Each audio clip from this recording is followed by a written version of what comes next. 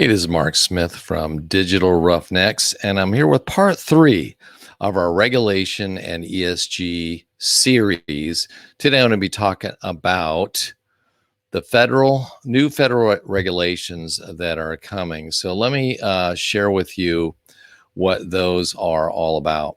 So we have 3 that are coming up. They're moving through Congress as we speak. The Clean Energy Innovation and Deployment Act of 2021 that establishes electrical generators implement a Zero-Emission Electricity Credit, ZEEC, trading system in 2023. That will impact every single operator. HR 2801, the Methane Act of 2021, designed to reduce methane emissions by 90%. Another act very similar, 1492, Methane Waste Prevention Act, introduced by Dianne DeGette from Colorado, also designed to reduce methane emissions by 90%. So the current thing that EPA, that you all are impacted by, you got to do LDAR inspections for VOC gases every 6 months. Allows you to use an OGI camera or AVO inspection, find a leak, fix it within 30 days, requires periodic emissions inventory report. You all know, you all do this. What the Clean Energy Innovation and Deployment Act does. Okay, so electrical companies, they earn more ZEECs for buying cleaner sources of energy, wind, solar, but also for natural gas. The big idea is to show you can produce gas with methane intensity of 0.2%. EPA currently estimates operators are operating at 2 to 3%, so thus the 90% reduction in methane intensity. Operators are going to get paid more for cleaner energy from the electrical generator. They're going to have to offset with less ZEECs for cleaner energy, and they got to buy more ZEECs for buying less clean energy. Electrical generators will also get paid at 50% of the cost of shifting to cleaner energy sources. Okay. Now, HR 2801, I get a little detail here because, it directs the EPA to establish covered facilities. Well, if you're in Colorado, you're already covered. EPA, you're covered. ESG, unknown. OGMP 2.0 has all the facilities anyway. Okay, so if you're in one of these, you're pretty good shape. Directs EPA to establish methane intensity standards. Okay, that's new. There is VOCs covered in EPA, but essentially what we're doing here is we're saying, hey, now there's a performance standard. Okay, not just did you find methane or not. It is you got to reduce it by 90%. So that is new. Okay. Directs EPA to require owners and operators covered facilities to file their leaked LDAR reports. Done. You probably already do this. Okay. Directs EPA to establish requirement for emissions reporting. Done. I mean, if you're in EPA, it's every 6 months. If you're in Colorado, if on an existing pad, it's every month. If it's on a new pad, it's continuous. Okay. OGMP 2.0, they bump it up a notch by saying, hey, find at the source and the site level. I'm going to go on a limb here and say that OGMP 2.0 is something you should look at, because I think that will find its way a little bit into this new standard. Okay, directs EPA to set limits on routine flaring. Okay, so for the most part, ECDs are used in most states, except maybe the Permian. Bottom line is you're going to have burner managements and VRUs everywhere. Okay, this is brand new. Directs EPA to establish a tradable credit program for covered facilities. Okay, and again, we can get into how that tradable credit system might be used. You might be able to use it to earn credits for doing activities that reduce methane, and lose credits if you don't. Really, there isn't much. Europe and Canada have all experimented with carbon trading systems. There was one in Colorado for a little while, but anyway, this is relatively new.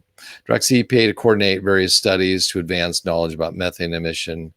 So there are numerous things where groups come together to try to find new technology to reduce methane. There's one in Colorado, METHANE, which is managed by CSU. Obviously, there's the AIM system, the Alternative Instrument Method. You can apply within a state or at the EPA level. So there is a mechanism already to advance technology. Okay. Directs the EPA to establish a registry that tracks methane intensity along the supply chains. Okay, now we're getting here, right? Because ESG has this idea of a scope 1, 2, 3, like emission. So if you're an electrical generator, you're scope 1, you buy energy from scope 2 and you sell it to consumers, that's scope 3, right? So this idea of adding sort of these different levels along the supply chain. Okay, I'm going to tell you how I think this is going to be implemented, but definitely this idea of ZEECs would get to it as well. Okay, directs the EPA to establish robust procedures for ensuring accuracy, transparency of all the data. Okay, well, there's certain thing like LDAR reporting, but I do think what this will do is up the ante on the amount of data and the where you get it from in your emissions inventory. Okay. And but good news is I do think emissions inventories will start to come together so that if you put one together, it might work for your state, for EPA, for ESG, for OGMP 2.0. I think it's going to come together. And I think that'd be a really good thing, but it's going to have to have hard data in it. Provide that once EPA promulgates the methane standards, that the EPA may not also enforce the Clean Air Act. I don't think that will make it. The whole idea is not to double regulate or have conflicting regulations, but I think this new act will end up adding stuff, not taking anything away. Establishes performance-based regulatory on super emitters. So I do see the Colorado type regulations around tank engine flares, load out emissions. I do think that will end up being pushed nationwide. Okay.